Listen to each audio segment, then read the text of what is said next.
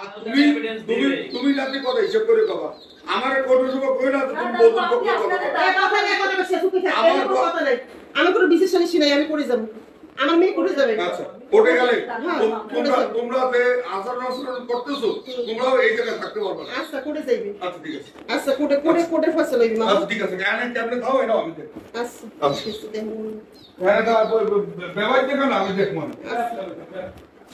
বিনীত নিবেদন এই যে আমি শিমু বেগম পিতা মোহাম্মদ আয়ুব আলী বরিশাল জেলার বাকেরগঞ্জ থানার দারিয়াল ইউনিয়নের ১ নং ওয়ার্ডের একজন স্থায়ী বাসিন্দা। আমি পেশায় গৃহিণী। ২০২২ সালে আমি নিজ উদ্যোগে দারিয়াল গ্রামে একটি বসতবাড়ি নির্মাণ করি, যার মালিকানা আমার বড় মেয়ে জাহিদা আক্তারের নামে। এরপর থেকে আমার স্বামী বজলু হাওলাদার বাড়িটি নিজের নামে লিখে নেওয়ার জন্য আমাদের প্রতিনিয়ত শারীরিক ও মানসিক নির্যাতন করতে থাকে। এ কারণে আমি বাধ্য হয়ে আইনের আশ্রয় নিয়েছিলাম, কিন্তু বাকেরগঞ্জ উপজেলার বিএনপি সদস্য সচিব ও দারিয়াল ইউনিয়নের সাবেক চেয়ারম্যান কামরুজ্জামান মিজান মিয়া এই মামলা তুলে নেওয়ার জন্য আমাকে জোরপূর্বক বাধ্য করেছে। পরবর্তীতে আমি মামলা তুলে নিতে বাধ্য হই। এরপর গত ২২ অক্টোবর ২০২৫ আমার মেয়ে জাহিদা আক্তার প্রবাস থেকে দেশে ফেরার পর থেকে বজলু হাওলাদার ও তার সহযোগী আবারও আমার উপর বিভিন্নভাবে হুমকি ও অর্থের দাবি করতে থাকে।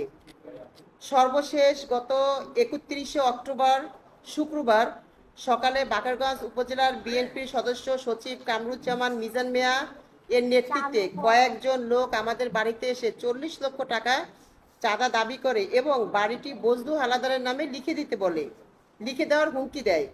এ সময় আমি প্রতিবাদ করলে তারা আমাকে ও আমার ২ মেয়েকে প্রস্টিটিউট বলে ঘোষিত করে এবং এতে পুরো গ্রামের সামনে আমাদের পরিবার অপমানিত ও সামাজিকভাবে হেয় প্রতিপন্ন হয়। পরে আমরা আইনের আশ্রয় নিতে চাইলে বজলু হাওলাদার ও মিজান মিয়া স্পষ্টভাবে হুমকি দেয়, টাকা না দিলে বাড়ি এলাকা ছেড়ে চলে যেতে হবে।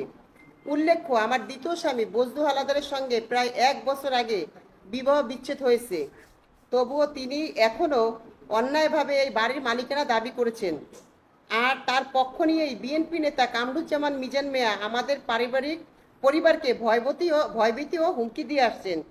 প্রিয় সাংবাদিকবৃন্দ, আমি জোর দিয়ে বলতে চাই, এই ঘটনার ভিডিও সহ সব তথ্য প্রমাণ আমার কাছে সংরক্ষিত রয়েছে। একটি ছোট্ট ভিডিও আছে, যেহেতু মিজান মিয়া গতকালকে আমার বাড়ি গিয়েছিল, সে যে হুমকিটা দিয়েছে তার একটা ছোট্ট ভিডিও আমার মোবাইলে আছে এবং সে অকথ্য ভাষায় আমাদের গালিগালাজ করছে, আমাদের তালাও আটকে রাখছিল। পরে আমরা চলে আসছি। এখন আপনাদের নিকট আমার বিনীত অনুরোধ এই যে আপনারা বিষয়টি অনুসন্ধান করে সত্যতা যাচাই করবেন এবং সংবাদের মাধ্যমে প্রকৃত ঘটনাটি প্রকাশ্যে তুলে ধরবেন, ন্যায় বিচারে তুলে ধরবেন। আমরা আপনাদের লেখনীর মাধ্যমে বিচার প্রাপ্তির আশায় আছি। ধন্যবাদ।